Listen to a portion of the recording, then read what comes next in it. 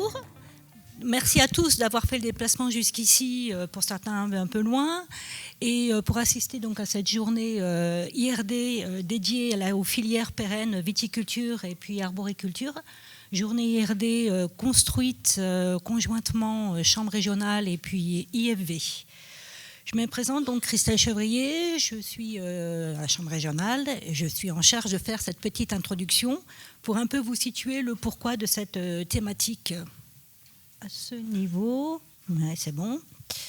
Donc la journée aujourd'hui est tournée autour des solutions numériques et d'automatisation, des outils donc qui seraient, des solutions et outils qui sont à disposition de nos agriculteurs en Occitanie. Alors pourquoi ? Déjà, la région, je ne vais pas vous l'apprendre, mais la région Occitanie subit donc régulièrement des aléas climatiques. Soit on a trop d'eau, soit on n'en a pas assez, de gel, la grêle. Donc on est tous d'accord, et je ne vous apprends rien, impact sur le rendement. De même, ces filières sont soumises quand même à des fluctuations externes, des fluctuations liées à la consommation. Je prendrai l'exemple du vin avec des baisses de consommation. Fluctuations qui peuvent être de consommation mais liées à la climatologie, les fameux exemples par exemple, des fruits d'été. Et je vous parle pas bien sûr de la concurrence étrangère sur nos deux filières.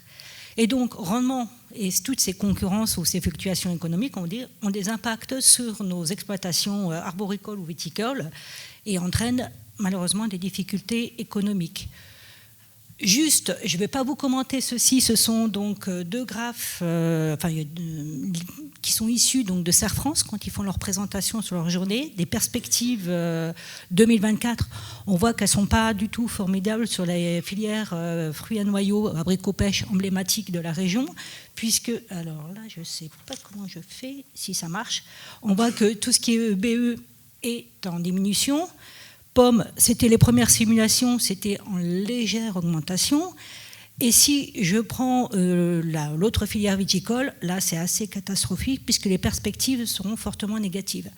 Pourquoi j'ai voulu montrer ces trois graphes, ici de Serre France, c'est pour montrer quand même que quand une exploitation a des pertes ou des EBE qui sont des excédents bruts d'exploitation faibles, il y a une très forte perte de capacité à investir et à innover. Or, dans nos filières, et surtout, je dirais même en fruits et légumes, c'est très important donc, de pouvoir toujours avoir cette capacité d'investir pour améliorer son outil de production et pour pouvoir ensuite être compétitif. Dans ce cas-là, il y a des solutions. Enfin, on essaie de trouver des solutions pour augmenter, ou du moins éviter une baisse de ces EBE. Donc, soit on travaille sur des baisses des charges opérationnelles, parce que quand je vois tout à l'heure, on voyait qu'il y avait à ce niveau des charges opérationnelles. Bon, là, elles diminuent, mais là, pas du tout. Ou alors, on travaille sur la main-d'œuvre. Dans ces filières, et vous êtes bien placés, il y a des problèmes pour trouver de la main-d'œuvre. Ou alors, il y a le coût de la main-d'œuvre qui influe fortement donc, le revenu, enfin, du moins les charges, on va dire, sur les exploitations. Je reviens ici. Et il faut rajouter aussi des défis qui s'arrivent au niveau donc, des exploitations. Un premier défi qui est la prévision. Quand je dis ça, c'est donc optimiser la gestion des conditions météorologiques pour améliorer donc, les cultures. Il y a la compétitivité, je viens d'en parler, donc amélioration des rendements au niveau des cultures, réduire les coûts d'exploitation. Autre défi quand même qui est la protection de l'environnement. Je dirais en plus sur notre région d'Occitanie, tout ce qui est optimisation de la gestion des ressources naturelles pour réduire la consommation et d'eau et d'énergie, et donc aussi entre parenthèses un impact sur les coûts d'exploitation. Et puis il y a un gain de temps, et là on revient aussi avec la problématique de main-d'œuvre, aider à se libérer donc des tâches récurrentes et puis garantir bien sûr de meilleurs revenus. À cela, donc, deux questions pour y répondre. Que peuvent donc nous apporter les technologies numériques dont on entend parler tout autour de nous et qui sont en évolution constante et nombreuses ? Et puis, que peut nous apporter aussi la robotisation ? ça aussi, ça de plus en plus important. Et lors du prochain CITEVI qui aura lieu en novembre cette année à Montpellier, il y a une place sur la robotisation de plus en plus importante. La journée IRD a pour objectif non pas de vous apporter toutes les solutions, mais de vous apporter un panel de solutions. Et ces journées à destination des conseillers aussi a pour objectif de vous aider donc, plus tard, donc demain, à orienter, proposer des solutions auprès de vos agriculteurs. Pour ne pas durer trop longtemps, comment ça veut dire, la journée est aussi placée sous le signe d'Occitanum. Alors, ce n'est plus Marie-Agnès, mais c'est Martin. Alors, excusez-moi, donc c'est de nouveau Marie-Agnès. Si Marie-Agnès pouvait venir nous présenter rapidement donc, le projet Occitanum. Hop. Bonjour tout le monde. Je vais prendre le micro peut-être, ce sera plus simple. Donc Marie-Agnès Faure, je travaille en tant qu'accompagnatrice des animateurs d'Open Lab au sein du projet Occitanum. Alors qu'est-ce que c'est Occitanum? C'est un dispositif régional qui vise à accompagner la transition agroécologique dans le territoire d'Occitanie à travers les outils numériques, grâce aux outils numériques. Donc on est à fond dans le sujet aujourd'hui. Occitanum, c'est un dispositif qui a débuté en 2020, qui s'achèvera en 2028, et qui s'appuie sur ce qu'on appelle un réseau de territoires pilotes qu'on a appelé des Open Labs, qui sont des regroupements d'acteurs diversifiés au sein de l'Occitanie. Donc on a 7 filières, 7 Open Labs déclinés par filière. Donc on a un Open Lab viticulture dont les animateurs sont présents aujourd'hui, un Open Lab arboriculture, mais également grande culture, maraîchage, élevage, etc. Donc vous voyez sur la carte un petit peu où sont disposés chacun de nos Open Labs. Occitanum s'appuie sur un réseau de partenaires. On a 49 partenaires issus de la formation, de la recherche, du développement agricole, de l'animation. Voilà, et donc nous avons 8 ans pour expérimenter donc l'usage, comment les technologies numériques peuvent nous apporter des réponses à l'accompagnement de la transition agroécologique. Donc, je vais être un petit peu rapide. Donc voilà, les ambitions d'Occitanum sont multiples. Donc d'abord, c'est effectivement réduire l'impact environnemental de l'agriculture, tout en contribuant également, on n'oublie pas l'aspect contribution à l'augmentation, voire au maintien des revenus agricoles. Ce projet va également nous permettre d'identifier les technologies digitales qui nous permettent de dépasser les freins à la transition agroécologique. Au sein de ce projet aussi, ce qu'on souhaite faire, c'est évaluer ces technologies digitales. L'évaluation porte à la fois sur la partie environnementale et la partie sociale. Comment ces évaluations technologiques ont un impact sur la transition agroécologique, mais également un impact sur le travail de l'agriculteur. Donc on participera également, donc si des nouveaux outils technologiques vont être développés, ça contribuera également au développement des entreprises digitales d'Occitanie. C'est aussi une des ambitions d'Occitanum. Et nous avons également un lien avec tout ce qui est alimentation saine et durable, et également reconnexion entre les agriculteurs et la société. Donc les moyens d'Occitanum, on l'a vu, ce sont les Living Labs. Les Living Labs, c'est quoi? C'est de l'innovation ouverte. Ça veut dire qu'on met les usagers au centre.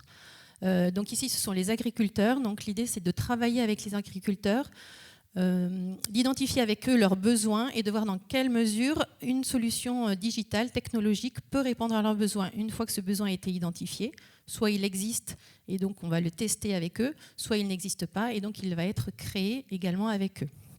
Donc on va expérimenter, l'idée c'est d'expérimenter à la ferme, en situation réelle, c'est également une des caractéristiques de Living Lab. Et puis le dernier point, une fois que cette technologie a été mise au point, testée, on va l'évaluer comme je vous l'ai dit tout à l'heure.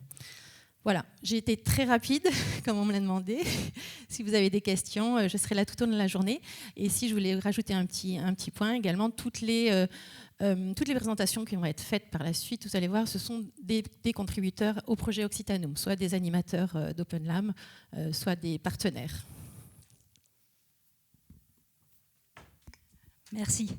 Donc, juste deux petites diapos pour vous montrer un peu qui vous êtes. Donc déjà, merci, je l'ai déjà dit tout à l'heure, mais je vous le redis, merci de votre présence. Aujourd'hui, sont présents une diversité d'acteurs qui sont engagés dans la R&D agricole. Ça va bien sûr des chambres jusqu'à la recherche, tous ceux qui travaillent autour de l'expérimentation ou la gestion de l'eau et des instituts. Et merci aussi donc pour votre présence, puisqu'il y en a une diversité des profils qui sont présents. Je constate qu'il y a quand même un quart des présents qui sont des responsables, comme quoi donc des responsables d'équipe ou de structure. Comme quoi je trouve que ça reflète bien aussi l'intérêt que l'on porte à tout ce qu'on tourne autour de toutes les questions qu'on peut se poser autour de la robotisation et puis de tout ce qui est je ne sais pas si je peux appeler ça intelligence artificielle, mais au moins donc du numérique. On peut entamer sur la première séquence qui est donc sur le matériel agricole et c'est l'introduction. Bonjour à toutes et à tous. Donc, je suis Martin Punt, ingénieur de recherche et je travaille à l'école d'ingénieurs l'Institut Agro Montpellier.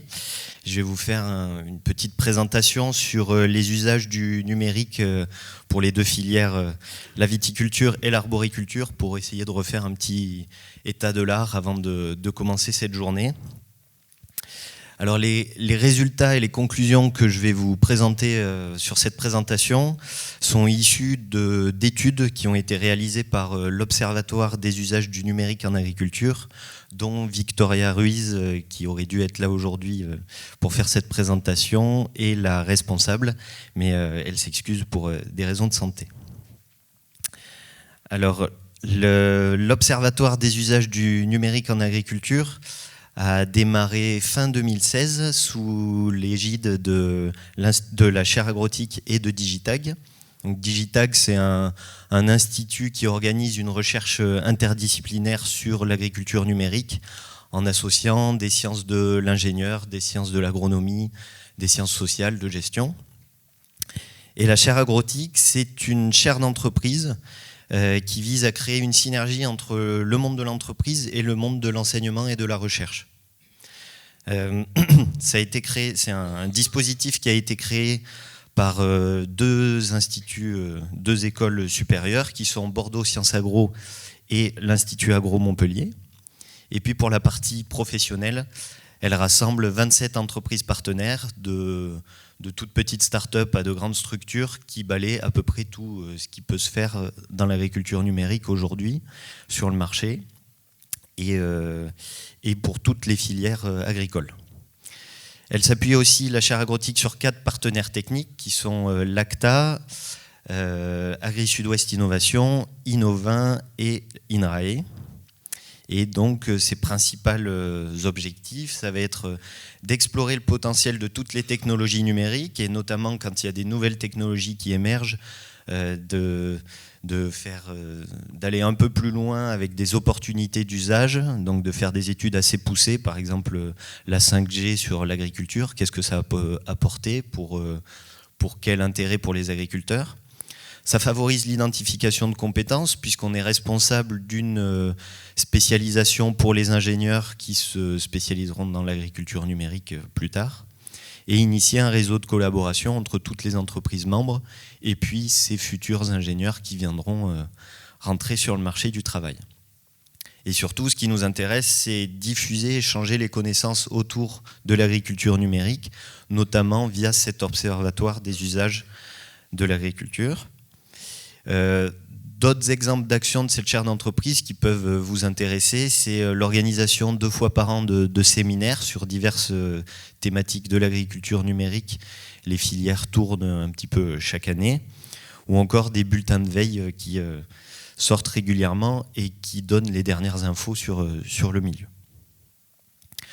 Donc l'Observatoire va chercher à répondre à 4 grandes questions. Quelles technologies numériques sont actuellement utilisées par les agriculteurs? Par qui et comment? Donc, est-ce que c'est plus par les chefs d'exploitation, par les conseillers, par les salariés agricoles? Pourquoi faire? Quels sont vraiment les usages qui sont utilisés pour chacun de ces outils? Et surtout, quels sont les moteurs et les freins à l'adoption des outils numériques? Donc, le but global, c'est recenser et analyser les usages des technologies numériques en agriculture. L'Observatoire va produire 2 styles d'études, des infographies qui sont des photographies à un instant T des usages d'une technologie numérique. La dernière en date a concerné l'autoguidage sur les tracteurs en agriculture en France. Et il y a également eu avant des infographies sur les robots, sur des stations météo, sur des capteurs de rendement. Et l'Observatoire produit également des dossiers qui vont un petit peu plus loin dans les sujets, donc avec une analyse un peu plus poussée des usages, des facteurs et des freins à l'adoption de chacun des outils numériques pour une filière. Donc ça, c'est historiquement, on a fait des dossiers sur la viticulture, le maraîchage, l'élevage, etc. Et dernièrement, on s'est plutôt tourné avec un prisme à partir d'une question agronomique. Donc le dernier dossier était sur le désherbage mécanique de précision. Toutes ces productions vont servir pour les entreprises, pour concevoir et adapter au mieux leurs services pour les agriculteurs, pour que ça réponde vraiment à leurs besoins, pour les organismes de formation et de conseil, pour que là aussi leurs formations soient les plus appropriées pour les agriculteurs ou les conseillers, et ensuite pour les institutions régionales et nationales pour adapter les politiques et soutenir la profession. Donc, maintenant que j'ai fait cette petite introduction sur qui a fait ces études, je vais vous présenter certains des résultats qui concernent l'arboriculture et la viticulture, en commençant par les usages que font les conseillers des outils numériques qui existent aujourd'hui sur le marché. Donc on peut voir dans ces chiffres qui sont le pourcentage de conseillers qui sont utilisateurs dans chacune des filières, viticulture et arboriculture, que pour la plupart des usages, c'est à peu près les mêmes entre viticulture et arboriculture sur les 2 filières. Par exemple, l'utilisation de modèles prédictifs de maladies est largement utilisée par les conseillers, que ce soit en viticulture comme en arboriculture.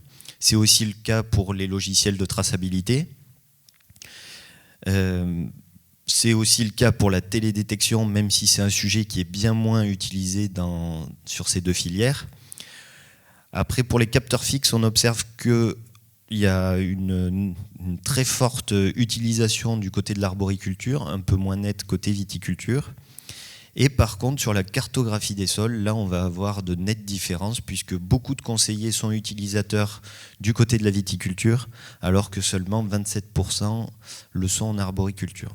Alors ces chiffres ont été tirés d'études qui avaient été réalisées en 2017 et 2019, donc ça commence à dater un petit peu, mais depuis, toutes les études que l'on a fait confirment que les tendances restent les mêmes et que donc les pourcentages sont peut-être plus exactement exacts, mais les tendances sont toujours celles-ci. Les principaux freins à l'adoption des outils numériques pour les conseillers dans ces filières sont notamment les prix des équipements et des services, que ce soit pour la viticulture ou l'arboriculture. Ça, c'est quelque chose qui revient à chaque fois dans l'utilisation des outils numériques, que ce soit pour les conseillers, pour les agriculteurs. Le prix est le frein numéro 1.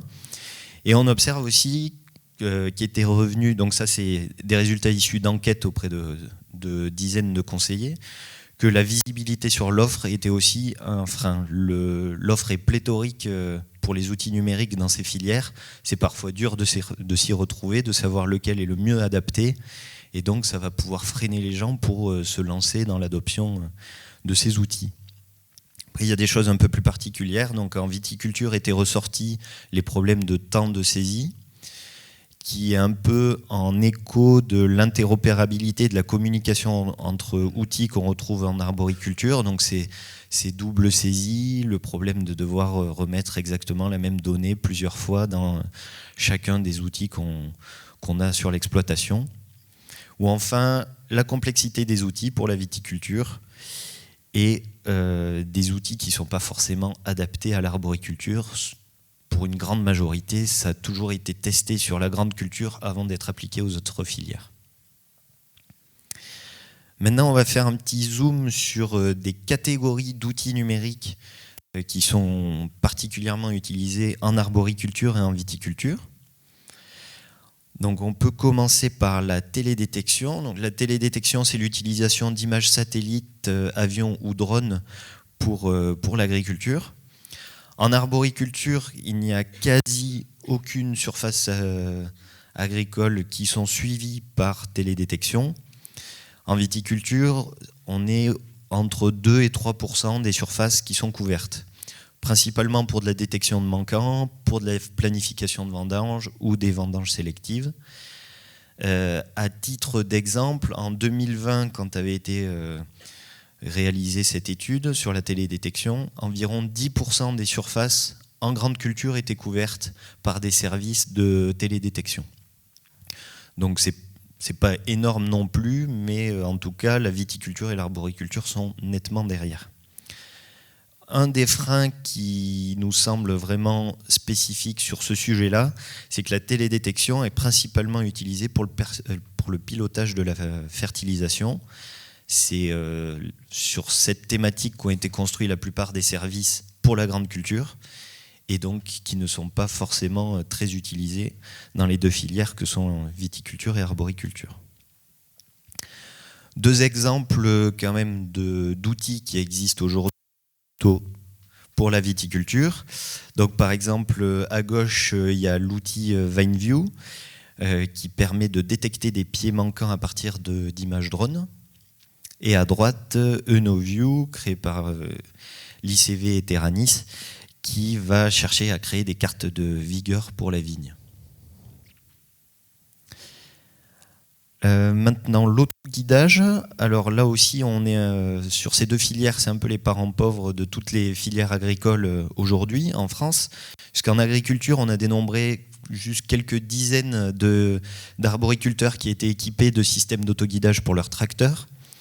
Et en viticulture, sur tout le territoire français, il n'y en a que quelques centaines qui possèdent des systèmes d'autoguidage, et principalement sur machines à vendanger. À titre de comparaison, encore une fois, en grande culture, c'est à peu près 50% du parc matériel qui maintenant a des systèmes d'autoguidage dessus. Et on estime que sur les grandes exploitations, il y a au moins un tracteur qui a une solution d'autoguidage. Donc là, il y a plein de freins spécifiques aux deux filières que sont l'arboriculture et la viticulture qui vont empêcher l'adoption de l'autoguidage, comme le fait que ce sont des systèmes souvent inadaptés aux cultures pérennes venant des grandes cultures. C'est plus difficile à mettre en place du fait des rangs qui sont très souvent non rectilignes, donc moins aisé de paramétrer les systèmes. Les enregistrements des trajectoires peuvent être très fastidieux et donc peuvent potentiellement décourager les agriculteurs. Il y a également des problèmes techniques avec le positionnement satellite qui peut être perturbé, notamment dans les vergers, par les arbres qui peuvent couper la transmission des données. Et surtout, contrairement à la grande culture, l'autoguidage n'est pas forcément considéré comme une priorité. Donc les efforts financiers vont se porter sur d'autres matériels, notamment dans le machinisme, sur des parties plus de confort avec les tracteurs, plutôt que sur l'autoguidage en lui-même. Quand même, ces dernières années, il y a certains acteurs qui s'impliquent de plus en plus pour fournir des solutions sur ces deux filières. Donc là, j'ai mis deux exemples. À gauche, avec GoTrack, qui propose des kits d'autoguidage pour acteurs de différentes marques. Et à droite, c'est un système Braun, donc c'est un système allemand qui permet de passer dans les vignes. Je profite de cette tribune pour vous inviter à une journée de démonstration de solutions d'autoguidage pour la viticulture qui aura lieu le 31 mars après-midi au domaine du chapitre où on se retrouvera cet après-midi. Donc si vous avez envie de découvrir, aujourd'hui on a 8 ou 9 solutions qui vont pouvoir faire une démonstration avec leur tracteur. Si vous avez envie de les découvrir, n'hésitez pas à venir pour cet après-midi du 31 mars. En ce qui concerne la robotique, alors en viticulture, c'est à peu près 50% des robots qui sont dédiés aux filières végétales qui sont utilisés en viticulture. Donc on a 2 exemples sur la droite avec les enjambeurs Bacchus de Vitibot et Ted de Nayo. Bon, c'est 50%, c'est déjà pas mal, mais ça représente à peu près 300 robots. C'est quand même pas énorme et on en est toujours au début de cette tendance de robotique. À titre de comparaison, en élevage, là pour le coup, on a par exemple 14 000 robots de traite qui sont déjà en utilisation en France. Donc c'est les prémices de cette technologie, mais qui fait du bruit et qui commence à vraiment grossir d'année après année. Certains facteurs d'adoption pourraient être que pour la vigne particulièrement, c'est quand même une culture à forte valeur ajoutée.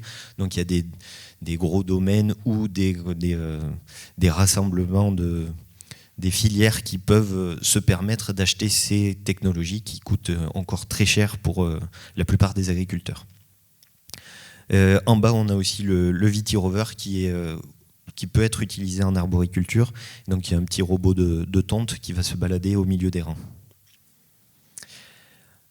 Même si donc, il peut être utilisé en arboriculture, l'usage reste pour l'instant quasi nul dans cette filière-là, car jusqu'à maintenant, il y a très peu de robots encore vraiment dédiés et spécialisés à l'arboriculture qui sont commercialisés. La plupart sont encore en développement. Donc là, en exemple, un robot pour la cueillette de l'entreprise israélienne Nanovel. Mais pour le moment, les premiers... on en est toujours à des stades de prototype et les premières machines vraiment dédiées à l'arboriculture ont du mal à arriver sur le marché et à trouver leur place.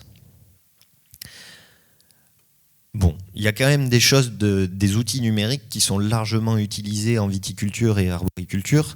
Ça va notamment concerner tout ce qui est capteurs fixes et connectés.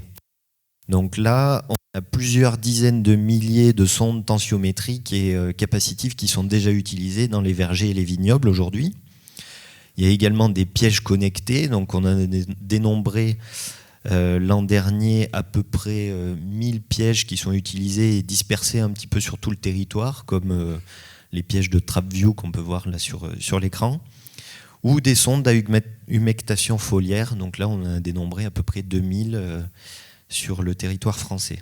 Donc ça va être très très lié à la gestion de l'irrigation, au pilotage de l'irrigation pour ces deux cultures. En arboriculture, on retrouve aussi des dendromètres. Donc là, les chiffres ne sont pas énormes. Il y en aurait entre 50 et 100 qui sont aujourd'hui utilisés. Donc par exemple, ce dendromètre proposé par Agriscope. Et en viticulture, on va également avoir des capteurs de flux de sève qui sont utilisés, comme ceux de Fruition Science, ou des capteurs électrophysiologiques, donc qui vont mesurer l'activité électrique à l'intérieur de la vigne. Donc ces deux capteurs vont être aussi principalement utilisés pour le pilotage de l'irrigation et restent plutôt en développement. Les capteurs de Vegetal Signals sont encore sous le stade de prototype et commencent à être diffusés pour passer en mode un peu plus de production.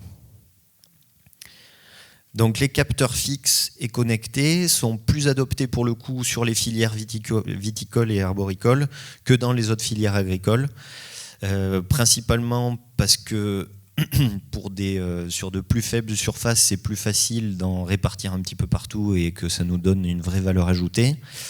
Et puis, comme c'est principalement utilisé pour le pilotage de l'irrigation, c'est plus facile à mettre en place sur de l'irrigation goutte à goutte que quand c'est sur du pivot ou ce genre de système qui est plus utilisé en grande culture.